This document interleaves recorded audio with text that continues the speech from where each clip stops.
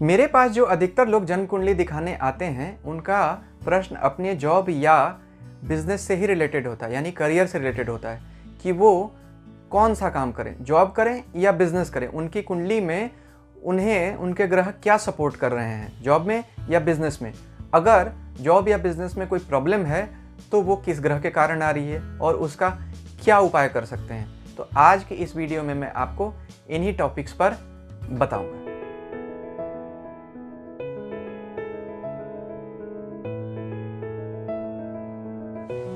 ओम नमः शिवाय।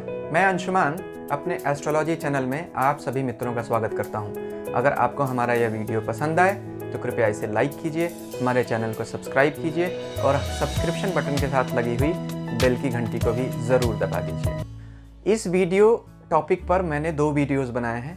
पहले वीडियो का लिंक मैं इस वीडियो के अंत में दे रहा हूं, उसे भी ज़रूर देख लीजिए। आजकल की दुनिया में कई सारे प्रोफेशन हैं। हम यहाँ डिस्कशन के लिए इसे 3 हिस्सों में बांटेंगे: जॉब, बिजनेस और इंडिपेंडेंट प्रोफेशन यानी कंसल्टेंसी। इसमें इंश्योरेंस एजेंट से लेकर लॉयर्स, एस्ट्रोलॉजर्स, यूट्यूबर्स, ब्लॉगर्स सभी आते हैं। तो हम एक एक करके इन तीनों बिजनेसेस यानी करियर्स को एनालाइज करने की कोशिश करेंगे।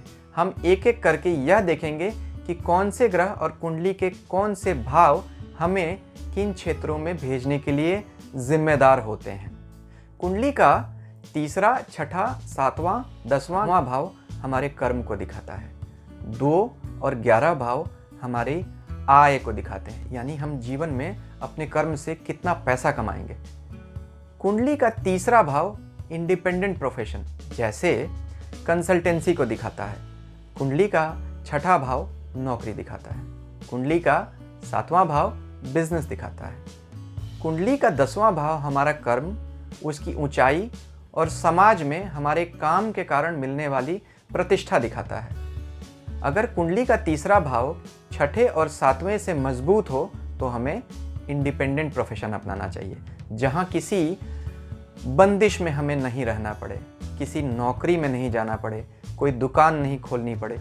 हमें हमेशा फ्रीलांस काम करना चाहिए, जैसे freelance writing, consultancy, chartered accountancy, YouTubing. इस टाइप के कामों में 3रा भाव जिसका मजबूत होता है उसको बहुत सफलता मिलती है।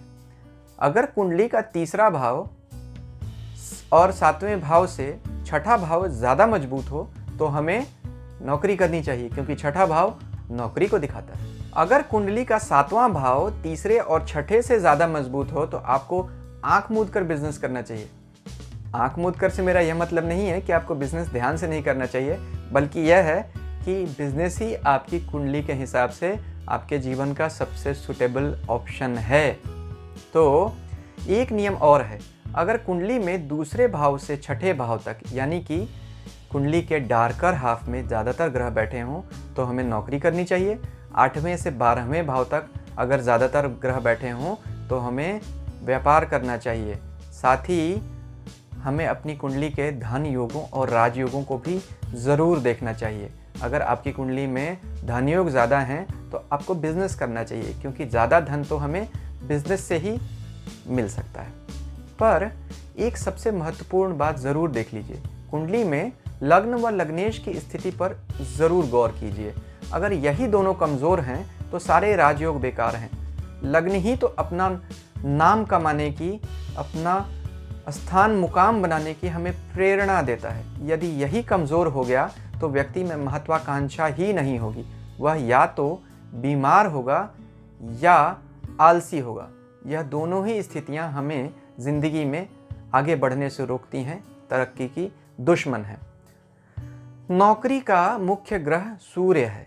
यह ज़्यादातर हाई पोस्ट वाली जॉब्स जैसे आईएएस, आईपीएस और मैनेजमेंट प्रोफेशनल्स को दिखाता है। सूर्य सरकार का भी कारक है, अतः सरकारी नौकरी के लिए अच्छा सूर्य होना ज़रूरी है। नौकरी का 2रा ग्रह शनि है। ज्योतिष में शनि को नौकर कहा। बिजनेस के मुख्य ग्रह बुध, शुक्र और शनि हैं। ध्यान दीजिए कि शनि नौकरी और बिजनेस दोनों देता है। इंडिविजुअल चार्ट देखकर ही फैसला कीजिए। अगर किसी का शनि साधारण सा हो तो उसे नौकरी देगा, अगर किसी का शनि बहुत मजबूत हो तो उसे बिजनेस देगा। देखिए, एक फैक्ट्री में 2 लोग होते हैं, एक मजदूर और एक फैक्ट्री का मालिक। अगर शनि कमज़ोर होगा तो व्यक्ति मजदूर बनेगा, अगर शनि बहुत अच्छा हो तो व्यक्ति उस फैक्ट्री का मालिक बनेगा। तो शनि का नौकरी और बिजनेस दोनों पर ही अधिकार है। कुंडली देखकर ही फैसला लीजिए कि यह व्यक्ति नौकरी के लिए सुटेबल है या व्यापार के लिए। साथ ही कुंडली में बुध की स्थिति जरूर देखिए, क्योंकि बुध ज्योतिष में व्यापार का कारक ग्रह कहा गया। अच्छे बुध वाला व्यक्ति अच्छा व्यापारी बनता है। शुक्र को देख लीजिए, शुक्र धन का ग्रह है, धन की देवी लक्ष्मी का ग्रह शुक्र ही है। काल पुरुष की कुंडली में भी 7वें घर में शुक्र की ही तुला राशि आती है। तुला तो व्यापार का सिंबल ही है। देखिए, तराजू को व्यापारी ही अपने हाथ में रखते हैं, इसलिए शुक्र व्यापारी ही है। यह भी देखिए कि क्या 10वें कर्मस्थान का कोई संबंध 6ठे या 7वें से बन रहा है।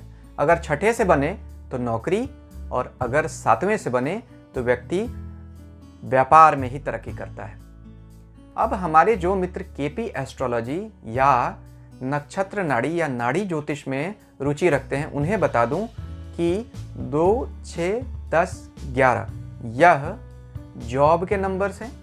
2, 7, 10, 11 यह व्यापार के नंबर्स हैं। यानी कि ग्रहों में कोऑर्डिनेट्स को देखिए, क्या वो हमें ज़्यादातर ग्रह व्यापार के नंबर दे रहे हैं या जॉब के नंबर देख रहे हैं, तो उसी हिसाब से हमें अपने करियर का चुनाव करना चाहिए। साथ ही 6ठे, 7वें, 10वें भाव के कस्पल सबलॉर्ड्स को भी देख लीजिए।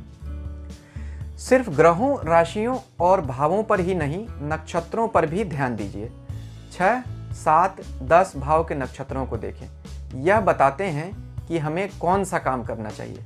मान लीजिए कि किसी का 6ठा भाव सबसे मजबूत निकला, अब ये निश्चित हो गया कि ऐसे आदमी को नौकरी ही करनी चाहिए। अब देखिए कि 6ठे भाव में बैठा ग्रह किस नक्षत्र में बैठा है, या अगर कोई ग्रह 6ठे भाव में नहीं बैठा है तो 6ठे भाव का स्वामी किस नक्षत्र में बैठा है, उस नक्षत्र के स्वभाव के अनुसार ही नौकरी करनी चाहिए। मान लीजिए कि 6ठे भाव में अश्विनी नक्षत्र बैठा हुआ है। अश्विनी नक्षत्र के स्वामी अश्विनी कुमार हैं, जो देवताओं के वैद्य हैं। इन्हें सेलेस्टियल डॉक्टर्स भी कहा जाता है। तो अब ये आदमी अगर डॉक्टर बने, हीलिंग के प्रोफेशन में हो, तो अच्छा करियर बनेगा। अश्विनी कुमार का शरीर घोड़े का है, यानी यह क्विक मूविंग प्लैनेट है, तो यह ट्रांसपोर्ट को भी दिखाता है। इसका मतलब अगर ऐसे आदमी ट्रांसपोर्ट सेक्टर में जॉब करें या ट्रांसपोर्ट कंपनी उनकी हो, तो ऐसे लोग ट्रांसपोर्ट के काम में बहुत आगे जाएंगे। लेकिन मान लीजिए ऐसे आदमी अगर म्यूजिक में चले गए, क्या उनका करियर सक्सेसफुल होगा? नहीं, क्योंकि अश्विनी नक्षत्र का संगीत से कोई संबंध नहीं है। प्रतिभा होने के बावजूद भी वो म्यूजिक के क्षेत्र में सफल नहीं होंगे, क्योंकि उनका नक्षत्र म्यूजिक को सपोर्ट नहीं कर रहा है। इसी तरह अब बिजनेस से जुड़ा एग्जाम्पल लेते हैं। मान लीजिए कि आपका 7वां भाव सबसे मजबूत निकला।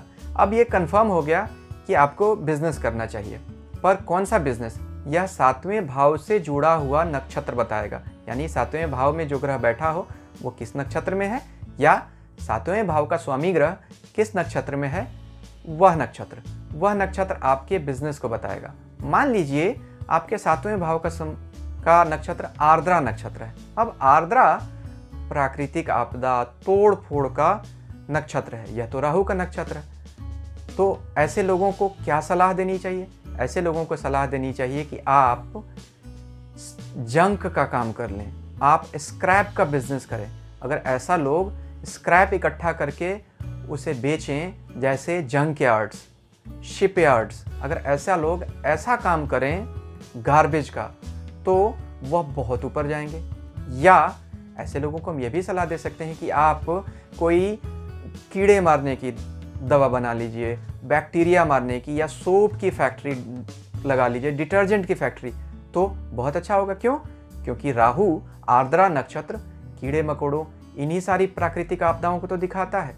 तो इससे जुड़ा अगर हम काम करें तो बहुत सफल होंगे। अब मान लीजिए कि 7वें घर में आर्द्रा नक्षत्र है और ऐसा आदमी स्कूल खोल कर बैठा है, क्या वो सफल हो पाएगा? बिल्कुल नहीं। क्यों? क्योंकि आर्द्रा नक्षत्र स्कूल की एक्टिविटी को सपोर्ट नहीं कर रहा है। यहीं मान लीजिए 7वें घर में मृगशिरा नक्षत्र बैठा है, तो क्या करना चाहिए? अगर ऐसे आदमी ने स्कूल खोला है बहुत सफल होगा। क्यों? मृगशिरा जो पढ़ाई लिखाई को सपोर्ट कर रहा है, बहुत अच्छी बात है। अब सोचिए कि आपके पास कोई क्लाइंट आता है और वह कहता है कि मेरा तो स्कूल का ही बिजनेस है।